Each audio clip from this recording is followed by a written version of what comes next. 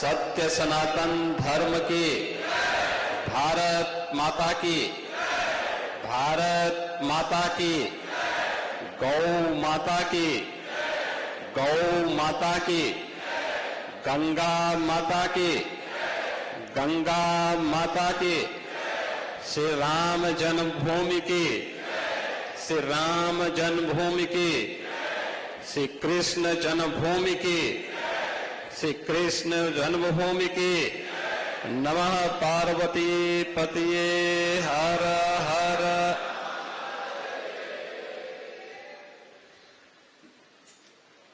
पवित्र व्यासपीठ पर विराजमान पूज्य आचार्य संत श्री शांतनु जी महाराज, मंच पर विराजमान और इस सभागार में उपस्थित सभी हमारे पूज्य संतजन, उत्तर प्रदेश सरकार में मंत्रिमंडल के मेरे सहयोगी श्री स्वतंत्र देव सिंह जी, सभी अन्य जनप्रतिनिधिगण, श्रद्धालुजन, पिछले 7 दिनों से आप सबने शांतनु जी महाराज के श्रीमुख से शिवावतार भगवान गोरक्षनाथ की इस पावन धरा पर मर्यादा पुरुषोत्तम प्रभु श्री राम की इस पावन कथा का श्रवण का आनंद लिया है। मुझे बहुत अच्छा लगा कि पिछले 7 दिनों की इस पावन कथा को बड़ी श्रद्धा के साथ आपने श्रवण किया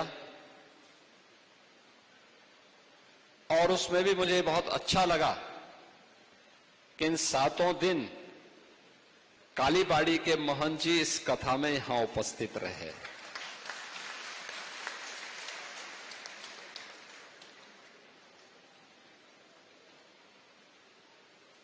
कथा तो भगवान राम की कथा, मर्यादा पुरुषोत्तम प्रभु श्री राम की कथा,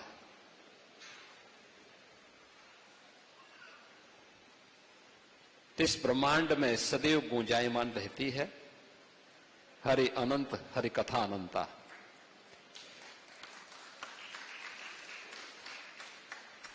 लेकिन जब हम किसी ऐसे व्यासपीठ पर विराजमान कथा व्यास के श्रीमुख से, जिनका आचार और विचार एक जैसा दिखता है, जैसा व्यावहारिक जीवन है वही वैचारिक रूप से भी जब सुनने को मिलता है तो कथा प्रभावशाली दिखती है। और आपने देखा होगा, लीक से हटकर आस्था को सम्मान देते हुए वर्तमान परिप्रेक्ष्य में मर्यादा पुरुषोत्तम भगवान श्री राम की इस पावन कथा का वास्तविक मर्म क्या है, पिछले 7 दिनों के अंदर आप सबने इसको बहुत रोचक तरीके से सुना है, जाना है। मैं इसके लिए शांतनु जी महाराज का हृदय से अभिनंदन करता हूं। आप सभी श्रद्धालुजनों को भी हृदय से साधुवाद देता हूं कि आपने बड़ी श्रद्धा भाव के साथ यहां पर आए। ये मेरा सौभाग्य नहीं था कि मैं 7 दिन यहां बैठ नहीं पाया, लेकिन मैं कल भी कथा में था और आज भी मुझे कथा में बैठने का सौभाग्य प्राप्त हुआ है। लेकिन कथा के बारे में जानकारी जब मैं लेता था या श्रद्धालुजन मुझे बताते थे तो मुझे अच्छा लगता था कि लोग बड़ी श्रद्धा भाव के साथ कथा का श्रवण कर रहे हैं, आ रहे हैं और लोगों के मन में कथा के बारे में एक नई रुचि है। और यह भारत के अंदर ही हो सकता है। भगवान राम की कथा हजारों वर्षों से इस धराधाम पर सुनी जा रही है। हजारों वर्षों से कोई ऐसा सनातन धर्मावलंबी नहीं होगा, पहले तो कोई ऐसा भारतीय नहीं होगा, और भारतीयों में तो सनातन धर्मावलंबी कोई होगा ही ऐसा नहीं कि जो भगवान राम की कथा के एक एक प्रसंग के बारे में न जानकारी रखता हो। यह हमारे संस्कार का हिस्सा है, हमारे पारिवारिक संस्कार, हमारा खून का रिश्ता, यही हमें बताता है। अब क्या होने जा रहा है सबको पता है, लेकिन कथा के प्रसंग को वर्तमान परिप्रेक्ष्य में रखते हुए कैसे हम प्रभावी बना सकते हैं, जो आज की वर्तमान पीढ़ी का वह मार्गदर्शन कर सके।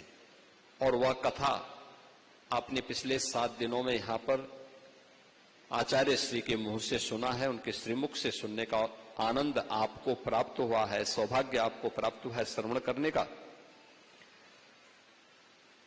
और आज ये कथा यहां पर तात्कालिक रूप से विराम ले रही है। प्रसंग जहां तक छोटा है, अगले वर्ष फिर इसके आगे के प्रसंग इसमें आएंगे। हम शांतनु जी महाराज से कहेंगे कि ये प्रसंग आगे बढ़ने चाहिए। और आज की तिथि और भी हम सबके लिए गौरवशाली क्षण है। आज गुरु पूर्णिमा भी है। गुरु के प्रति अपनी कृतज्ञता ज्ञापित करने का अवसर।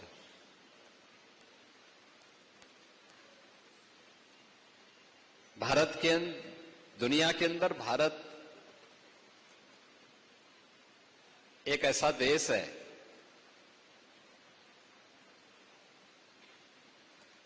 जिसने दुनिया को कृतज्ञता ज्ञापित करना सिखाया है।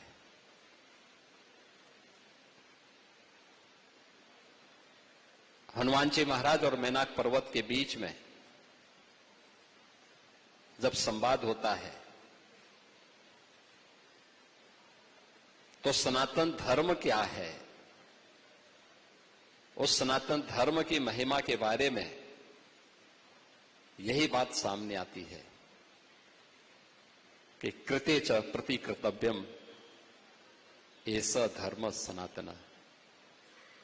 अगर किसी ने आपके प्रति कुछ किया है तो उसके प्रति कृतज्ञता ज्ञापित करना, याद करना हमारे जीवन में हमारी ये सबसे बड़ी खूबी रही है। दुनिया के अंदर भारतीय इस मामले में सबसे ज्यादा जागरूक रहे हैं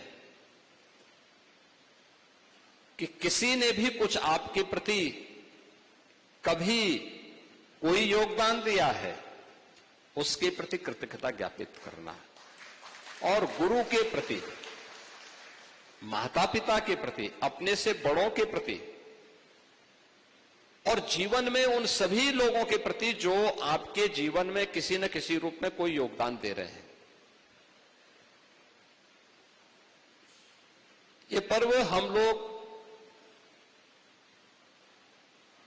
भगवान वेद व्यास की जन्म तिथि के अवसर पर आषाढ़ पूर्णिमा के पुण्य तिथि को, पावन तिथि को हम लोगों ने गुरु पूर्णिमा के रूप में मनाना शुरू किया।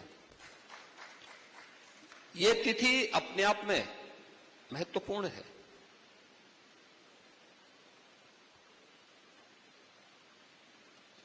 आप देखते होंगे, अक्सर सुनते होंगे, हम भारतीयों पे लोग एक आक्षेप लगाते हैं।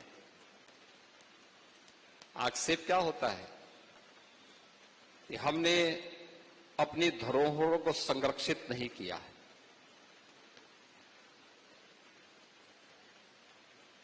हमें विज्ञान के बारे में जानकारी नहीं, हमें आधुनिक ज्ञान की जानकारी नहीं,